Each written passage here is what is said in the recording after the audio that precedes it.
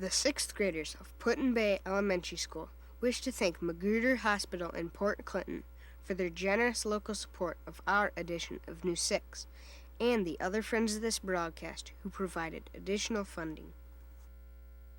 Hi! We're the 5th and 6th grade class of Put-in-Bay School! Welcome to News 6!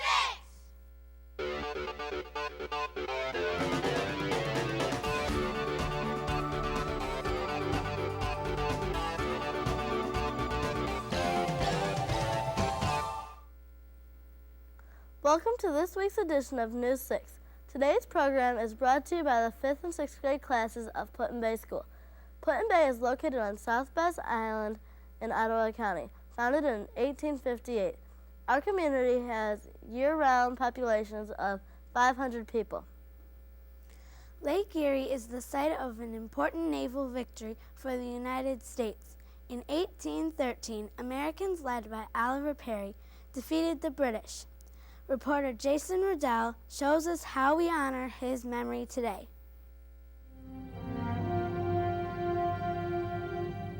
Hi, I'm Jason Riddell, and we're making a stop at South Bass Island's biggest attraction.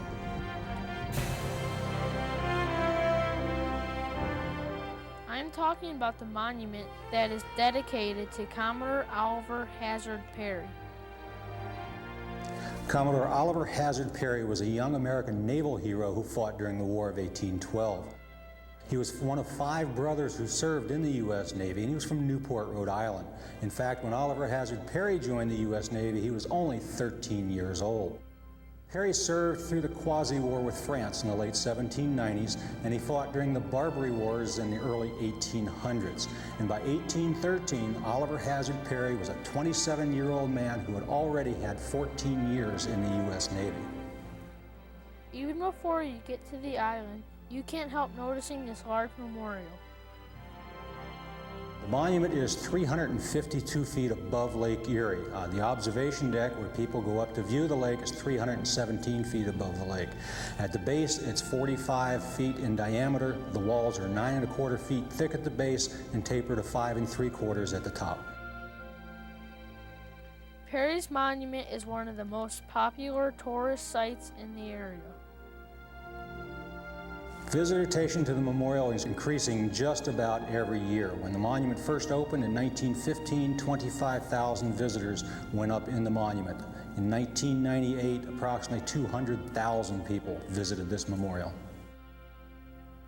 This is Jason Riddell reporting for News 6.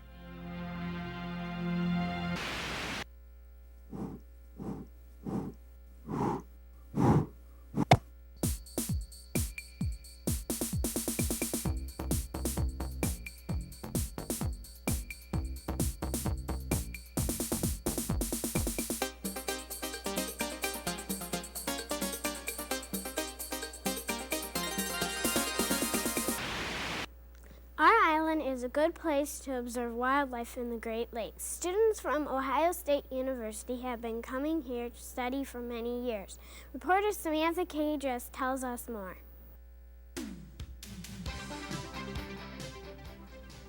Hi, I'm Samantha Dress, and we're here to see a living laboratory. The Stone Laboratory is the oldest freshwater field research station in the country. Stone Laboratory is operated by the Ohio State University, and its big purpose is as a multifunctional research facility based on freshwater and aquatic sciences. We have Gibraltar Island, which is in Put-in-Bay, a 4-acre island with classroom, dormitories, research facilities, the research vessel, the biolab, as well as facilities including a lab and administrative office on South Bass Island. Research done here can help other freshwater areas like Lake Erie. A lot of the research that we do here consists of plants, fish, invertebrates, and we have people from all over the country doing research here, sharing information. So basically, this is a hub for aquatic research. Well, as you may know, zebra mussels are an exotic species. They showed up in Lake Erie roughly 10 years ago. And they've caused a lot of change in the lake, some good, some bad. Students of all ages can learn something new here every day. Well, most of the college students are here during the summer, and at any one time there could be over 100 students. During the spring and the fall, we have over 4,000 grade school students, high school, and some college come through for aquatic workshops, one-day activities. This is Samantha Dress reporting for News 6.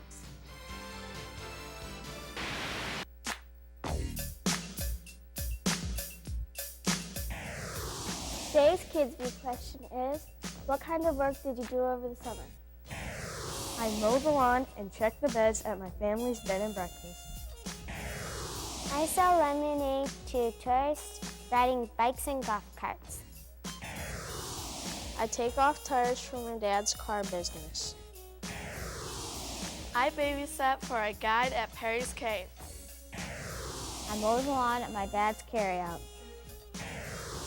I ring up merchandise at a gift shop downtown.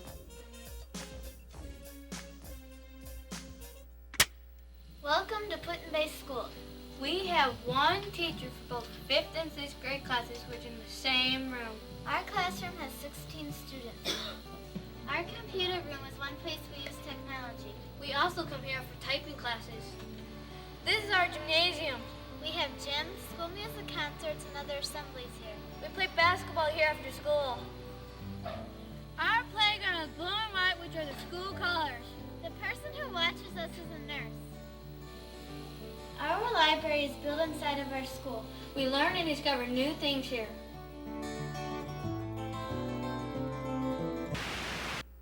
Before modern technologies, boaters relied on a bright light to avoid dangerous areas. Those lights were usually located in a house with a tall tower. Reporter Daniel Neese takes us on a visit to the old lighthouse of South Bass Island. Hi, I'm Daniel Neese, and it's time for us to see the light. Actually, South Bass Island Lighthouse doesn't light up anymore, but it did for many years. This lighthouse was in operation from 1897 to 1962. The island needed a lighthouse because shipwrecks would occur among the many islands of Lake Erie in the Western Basin. Unlike other lighthouses that are really large towers, this lighthouse is really a house. Our lighthouse on Put-in-Bay is a Queen Anne Victorian house made of brick with an adjacent tower that is attached, which the lighthouse keeper used to tend the lantern. The island's lighthouse served an important role for many years. Now, it's no longer needed. The way old lighthouses like this actually worked was a very small light source was magnified by a prism. The prism focused the light beam into one strong light. In 1962, technology allowed for no need for a lighthouse keeper. Tall metal tower was built, which contained the automatic light.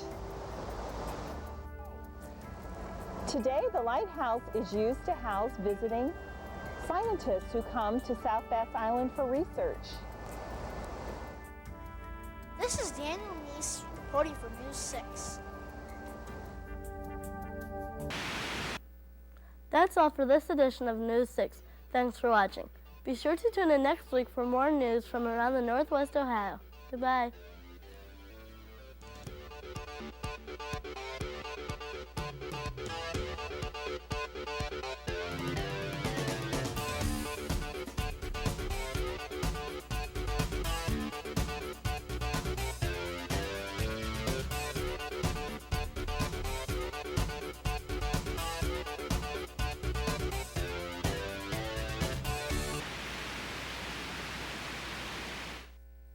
The 6th graders of Put-in-Bay Elementary School wish to thank Magruder Hospital in Port Clinton for their generous local support of our edition of News 6 and the other friends of this broadcast who provided additional funding.